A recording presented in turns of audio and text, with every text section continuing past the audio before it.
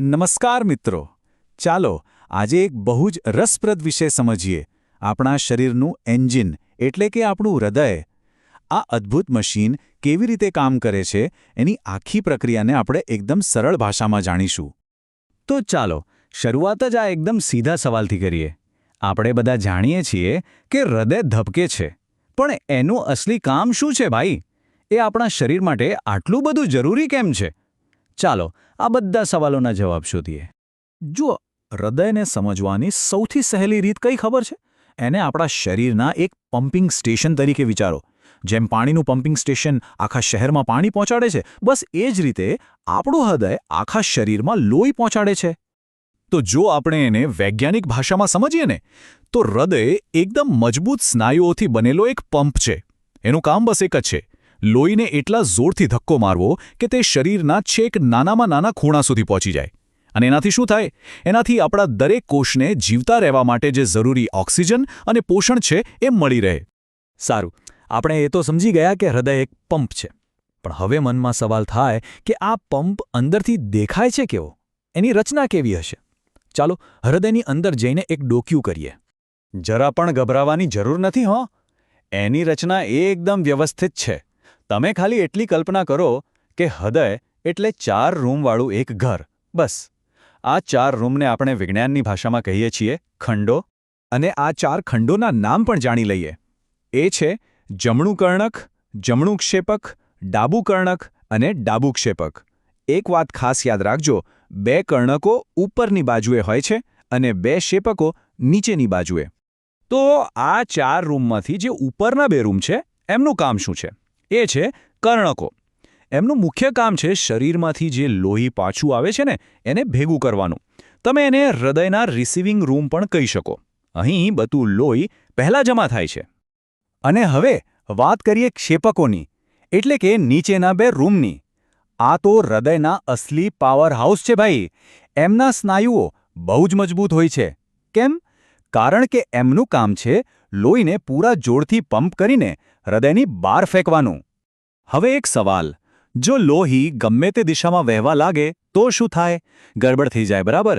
પણ એવું થતું નથી, કારણ કે હૃદયમાં વાલ્વ આવેલા હોય છે. આ વાલ્વ છે ને એવા દરવાજા છે જે ફક્ત એક જ દિશામાં ખોલે. મતલબ કે લોહીને આગળ તો જવા દે, પણ ભૂલથી પણ પાછું આવવા દે નહીં. એકદમ વન વે ટ્રાફિક જેવું. તો હવે આપણે હૃદયના અલગ અલગ ભાગો વિશે તો જાણી ગયા. હવે એ જોઈએ કે આ બધા ભાગો સાથે મળીને કામ કેવી રીતે કરે છે. લોહીની આપણા આખા શરીરમાં જે યાત્રા ચાલે છે એને સ્ટેપ બાય સ્ટેપ સમજીએ. ચાલો આખી યાત્રાને આપણે સ્ટેપ બાય સ્ટેપ સમજીએ. ધ્યાનથી સાંભળજો. સૌથી પહેલાં સ્ટેપ 1. શરીરમાં વપરાઈ ગયેલું એટલે કે ઓક્સિજન વગરનું લોહી સૌથી પહેલાં જમણા કર્ણકમાં આવે છે, બરાબર? પછી સ્ટેપ 2. ત્યાંથી એ લોહી નીચે જાય છે જમણા ક્ષેપકમાં.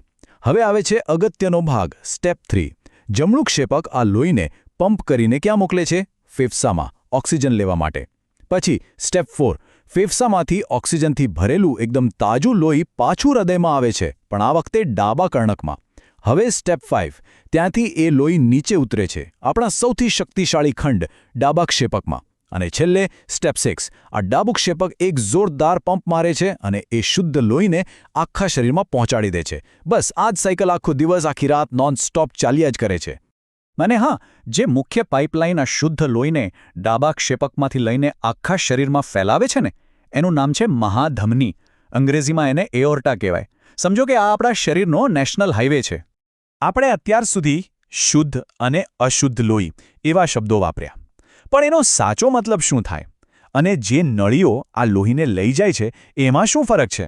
ચાલો આ કન્ફ્યુઝન પણ દૂર કરી લઈએ. તો જુઓ, વાત બહુ સિમ્પલ છે. શુદ્ધ લોહી એટલે એવું લોહી જેમાં ભરપૂર ઓક્સિજન હોય, અને અશુદ્ધ લોહી એટલે એવું લોહી જેમાંથી ઓક્સિજન વપરાઈ ગયો હોય. બસ અહીં શુદ્ધતાનો આખો ખેલ ઓક્સિજન પર છે. હવે લોહીને લઈ જતી નળીઓ પણ મુખ્યત્વે 2 પ્રકારની હોય છે. એક છે ધમની અને બીજી છે શિરા.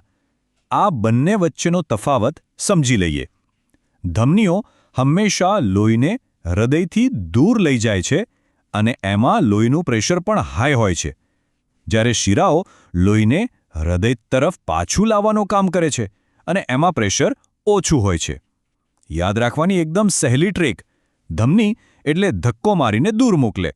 એક બીજી મજાની વાત. આપણે જે ધક-ધક અવાજ સાંભળીએ છીએ ને, એ શું છે ખબર છે?